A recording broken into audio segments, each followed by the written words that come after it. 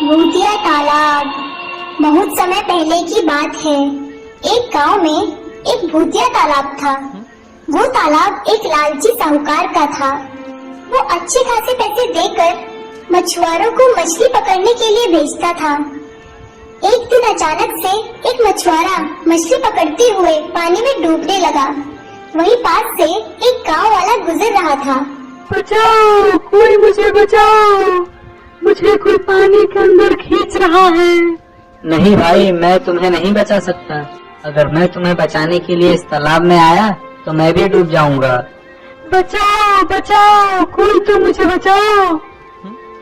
आदमी खड़ा मछुआरे को डूबता हुआ देखता रहा और देखते ही देखते भूतिया तालाब ने मछुआरे को पानी में अंदर खींच लिया। फिर वो गांव वाला भागता हुआ साहूकार के पास आया और जोर जोर से दरवाजा पीटने लगा। कौन है? मैं शंकर हूँ सेठ जी, जल्दी से बाहर आइए। क्या बात है शंकर? आपके तालाब में जो मछुआरा मछली पकड़ रहा था वो पानी में डूब गया। ये तो बहुत बुरा हुआ शंकर। तुम अंदर आओ, बैठ के बात करते हैं। शंकर देखो, जो हुआ अच्छा नहीं हुआ। ये तुम पैसा रख लो और इस बात को भूल जाओ और गांव में और किसी से कुछ नहीं कहना। क्योंकि शंकर बहुत ही लालची था, वो साहूकार के पैसे लेकर किसी को बिना कुछ बताए चुपचाप अपने घर आ गया। उधर मछुआरे के घर में उसकी पत्नी बहुत ही चिंतित थी। उसका पति अभी तक घर नहीं आया था। बहुत देर तक इंतजार करने के बाद उसकी पत्नी साहूकार के घर जाती है। कौन हो तुम? मैं जितेश मछुआरे की पत्नी हूँ। आज बहुत देर हो गई, अभी तक वो घर नहीं आए। मुझे भी नहीं पता, शायद किसी काम से कहीं और चला गया होगा। फिक्र मत करो, वह वापस आ जाएगा। तुम अब घर जाओ। मछुआरे की पत्नी वापस घर आ जाती है और सुबह होते ही उसकी पत्नी तालाब के पास जाती है और देखती है उसके पति का सामान तालाब के किनारे ही रखा हुआ होता है। वो अपने पति का सामान वहाँ देखकर सोच में पड़ जाती है कि उसका पति इस तरह कहाँ गायब हो गया। उसे कुछ समझ में नहीं आता है। तभी उसकी नजर वहाँ काम कर रहे दूसरे मछुआरे पर पड़ती है और ये क्या, अचानक से वो मछुआरा पानी में डूबने लगता है और बचाओ बचाओ चिल्लाता है। वहाँ से शंकर गुजर ही रहा होता है।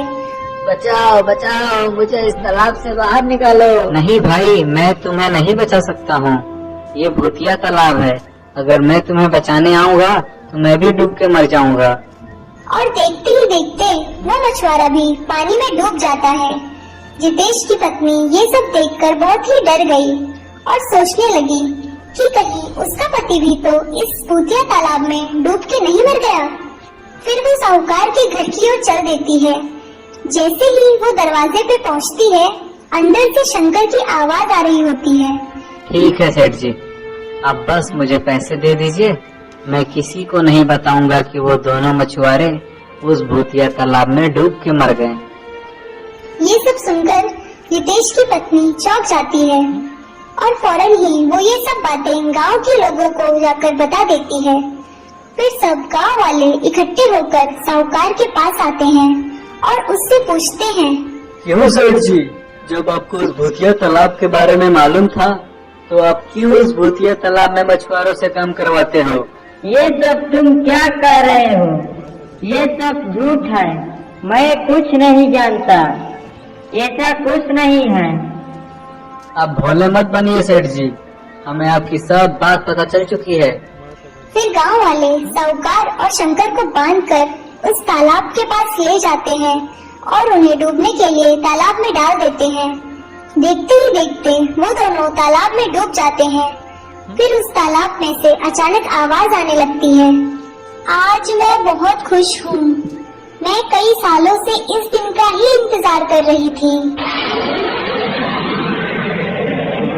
डरो मत, मैं किसी को चोट नहीं पहुँचाऊंगी और अब से इस तालाब में कोई डूबेगा भी नहीं।